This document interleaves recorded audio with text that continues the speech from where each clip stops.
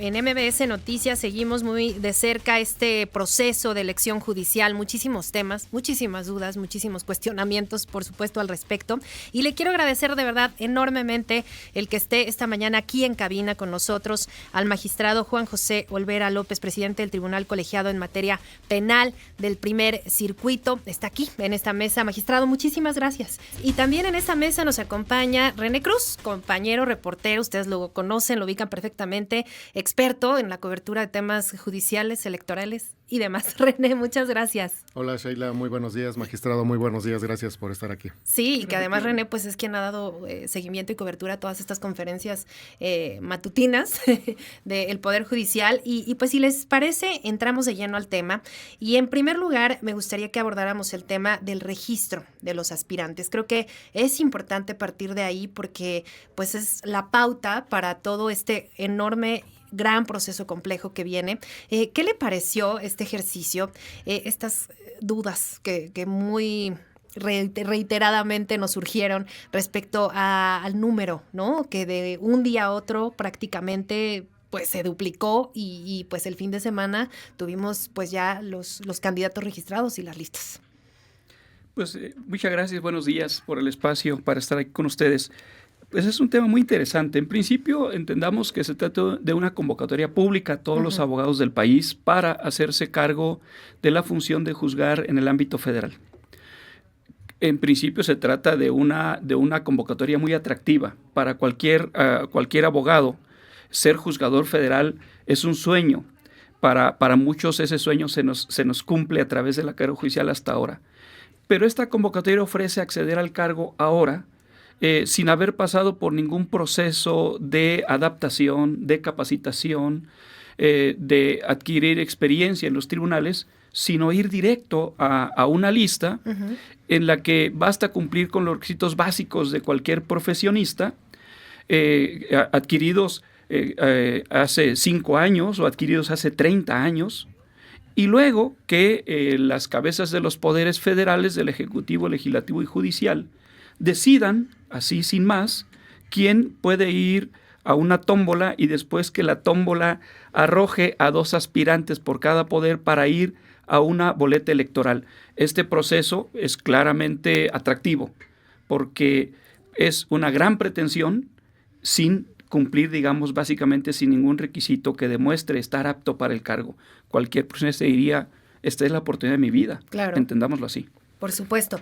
Y ahí hay una gran responsabilidad de los comités de evaluación, que creo que esta parte también es fundamental porque realmente son pocas personas las que integran cada uno de los comités del Poder Ejecutivo, Legislativo y Judicial y que tienen en sus manos una labor titánica, enorme y se me antoja prácticamente imposible, que yo lo comentaba con René hace unos minutitos, decíamos, pues es que si a nosotros nos cuesta trabajo revisar estas listas, pues a ellos, además verificar todos los elementos, las cédulas profesionales, las cartas de recomendación, etcétera, y un muy largo etcétera, además la idoneidad de cada uno de los aspirantes para ocupar uno de estos cargos, me parece complicado. Muy complicado, Sheila. Pongamos por caso que ustedes tienen un lugar aquí para ocupar en su programa, en su institución, para el noticiero más importante, ¿no? Y ustedes dicen, vamos a cooptar aquí, a lo mejor hay muchos profesionistas en la calle que pueden ser mejor que nosotros.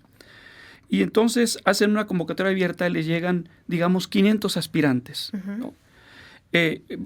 Primero tendrías que decir cuáles son los criterios de selección que voy a asumir, primero. Segundo, ¿quién va a hacer este proceso de selección aplicando esos criterios? Y tercero, aún demostrados esos criterios objetivos, pasarlos por un proceso de demostración real. Una cosa es lo que diga tu historia de vida, otra cosa es que eso se traduzca en resultados. En cualquier proceso de selección, en cualquier área de producción de la iniciativa privada, de las empresas, del servicio público, del servicio privado, pasas por estos procesos. Aquí la pregunta obligada es, ¿cuáles son los criterios de selección? Exacto. ¿Quién va a procesar el material con esos criterios de selección? Y después vas a pasarlos por una prueba mínima indispensable para demostrar que esta historia de vida se corresponde con resultados que puedan garantizar un servicio de justicia de calidad como el pueblo se merece. Este es el tema. si tú tienes miles de aspirantes y tienes un plazo reducido, vamos, ya quedan, el día de hoy quedan 15 días, ¿no? Justo. 15 días naturales, para procesar, digamos, en uno de los supuestos, 18,000 aspirantes para al final decidir solamente poco menos de 5,000 personas, ¿no? Para todo el país. Claro. Creo que el reto se antoja imposible de cumplir si se quiere hacer bien. Exactamente, porque hay que recordar que de aquí al 15 de diciembre, que son estos 15 días que comentamos, es, digamos, el primer filtro para tener a los aspirantes que cumplen con los requisitos básicos, que es lo que marca la convocatoria, y después viene la calificación de idoneidad, que esta es la otra parte a la que nos referimos, que es bien relevante porque es donde se tiene que verificar que realmente cumplan con las características suficientes, es decir, que no tengan un conflicto de interés, que no hayan representado a algún cliente que más adelante les pueda cobrar un favor o un mal trabajo, porque también es eso, y se ha cuestionado mucho, yo lo decía en redes sociales, pues hay abogadas, claro, todos tienen el derecho de participar, pero ¿quién nos garantiza que más adelante no van a estar obligados a emitir un fallo, una sentencia a favor o en contra de una persona, ¿no? Hay una regla elemental para decidir este tema del que hablas. Cuando tú tienes fortaleza profesional en tu desempeño, cuando tú estás preparado para el cargo, cualquier intención de influencia ajena a los intereses del caso, cualquier interés ajeno, pues sí te inquieta, ¿no? Somos seres humanos, hay interés en juego, te inquieta, pero no te mueve, pero no te quiebra. Cuando tú no traes bases sólidas de formación, de experiencia, cualquier soplido te mueve. Y en este caso, si una persona que no está preparada para desempeñar el cargo recibe una presión ajena a los intereses concretos del caso, ¿sí? Claro está que es más vulnerable que aquel que está bien preparado. La pregunta es, ¿vamos a tener juzgadores del más alto nivel de la Administración de Justicia en México, sin preparación? Un juzgador que necesita resolver grandes conflictos, como el que estamos viviendo, un conflicto, pensemos, entre un gobernado y un gobernador del estado, cualquiera que ustedes quieran imaginar. No tiene la preparación, no tiene la experiencia para resistir las presiones inevitables que se presentan en los tribunales. A eso justamente le llamamos estar preparado para ejercer el cargo con independencia. En este sentido, magistrado, habla ahorita usted de que pues es prácticamente un sueño. Con esta convocatoria se está vendiendo un sueño a los jóvenes que aspiran a llegar a un cargo de elección popular. Sin embargo, no se les está advirtiendo de los riesgos que se pueden enfrentar en materia penal, en materia civil, en materia administrativa. No se les está advirtiendo de estos riesgos y simple y sencillamente les están vendiendo este sueño. Igual también se está dando la idea de este sueño de que la gente, la ciudadanía, va a tener realmente un verdadero sistema de justicia.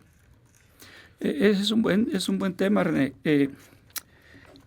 Me parece que es una historia trágica la que estamos viviendo, porque por un lado invitas a la ciudadanía a que cumpla su sueño, pero por otro lado, si quien decide jugar, si quien decide corresponder a esta invitación no tiene ninguna preparación, me parece que lo están invitando a a una actividad de alto riesgo sin estar preparado, en donde pierde quien va a desempeñar la función porque está expuesto a todo tipo de responsabilidades laborales del equipo de trabajo que va a comandar, encabezar responsabilidades administrativas frente a los usuarios de justicia, a los que inevitablemente sin experiencia tarde o temprano le va a quedar mal, responsabilidades penales. Cuando un juez decide que una persona debe quedar en prisión y lo hace fuera de todo marco legal, eventualmente el que puede ir a prisión es el juez. Existe esa posibilidad. Dicen, es que ¿cuántos jueces hay en la cárcel? Bueno, es que como ese es un riesgo muy alto y nosotros pasamos por procesos de preparación, adaptación, de experiencia de años, pues el riesgo es muy reducido, ¿no? Pero cuando no tienes ninguna experiencia, el riesgo se va a incrementar. Entonces, digamos, esta amenaza de es posible que incurras en responsabilidad penal, hoy no se realiza porque hoy hay preparación y adaptación y experiencia. Pero si no la traes, obviamente se va a incrementar este riesgo de responsabilidad penal. Bueno, y veíamos en estos días, y también responsabilidad política. Cuando un juzgador de amparo que está enjuiciando a autoridades emite una decisión que no le gusta a las autoridades, pues el incentivo es alto para también denunciarlo, demandarlo ante el Congreso de la Unión por responsabilidad política. Como quiera que sea, es toda una gama de responsabilidades que se entiende porque lo que decide no son cualquier cosa, ¿no? Y en este sentido me parece que están invitando a vivir una actividad de ensueño sin estar preparados para ello. Y ese es el alto riesgo para quien lo va a desempeñar. Pero la otra parte de la historia es más trágica. ¿Y los ciudadanos? ¿Qué justicia van a recibir? Y los ciudadanos van a exponer su libertad, su patrimonio, su familia a una persona que de la noche a la mañana es juez federal sin ninguna preparación. Ese es el tema. Me parece que ese es el tema más delicado del que debemos advertir a su amable audiencia.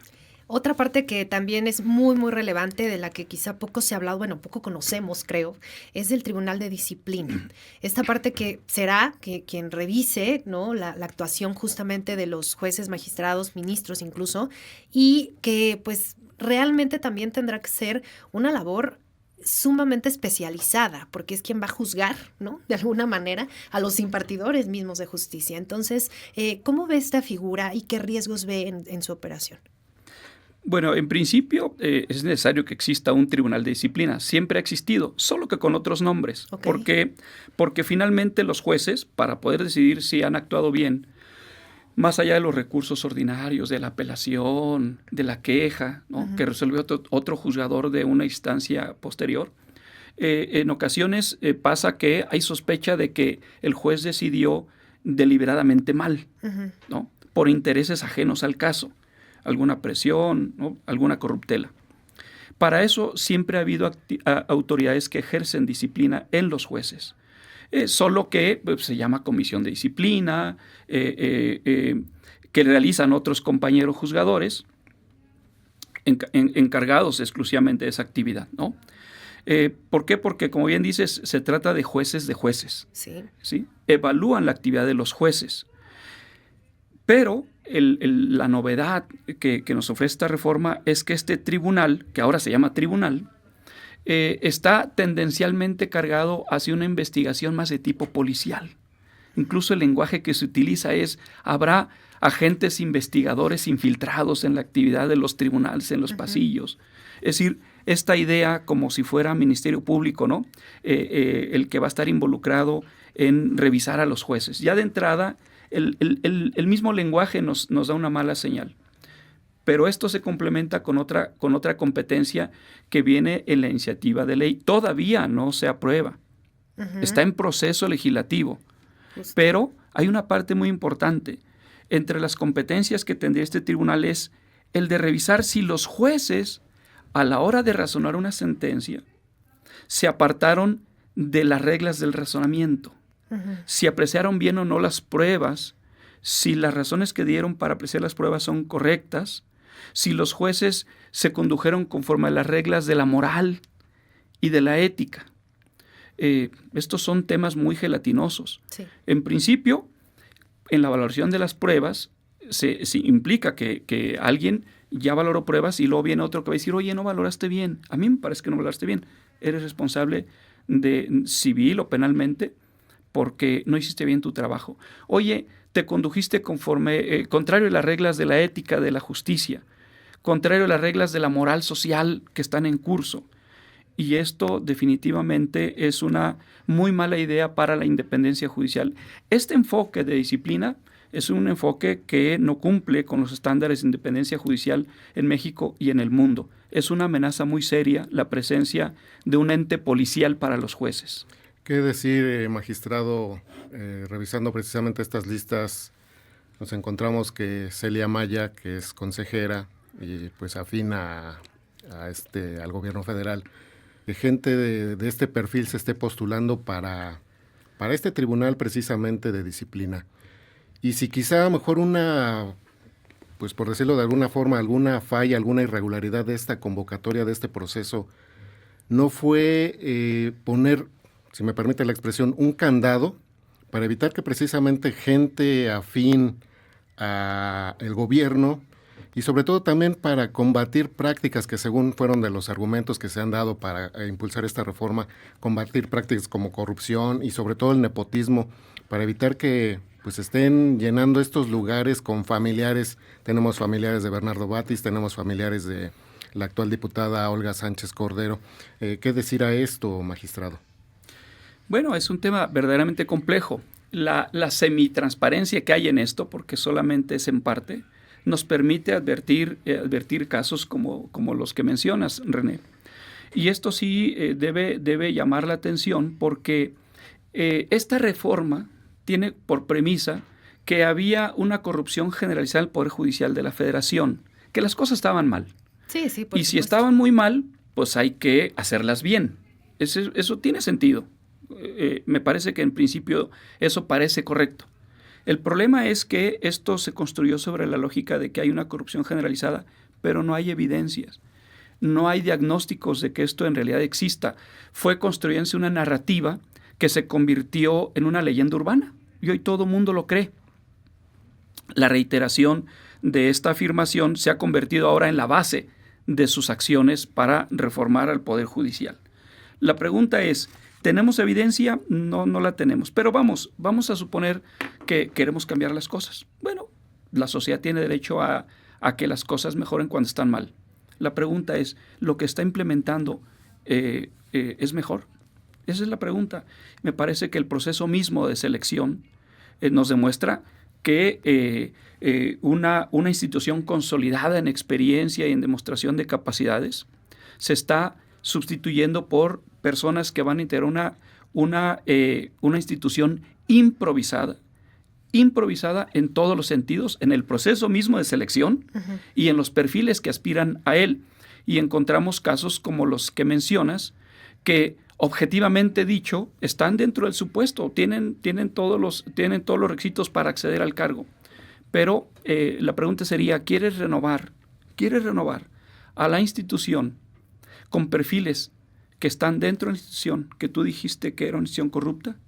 Esa es una primera reflexión. Y segunda, los perfiles que están allí han dado señales de independencia e imparcialidad o han dado señales de empatía para el poder en turno.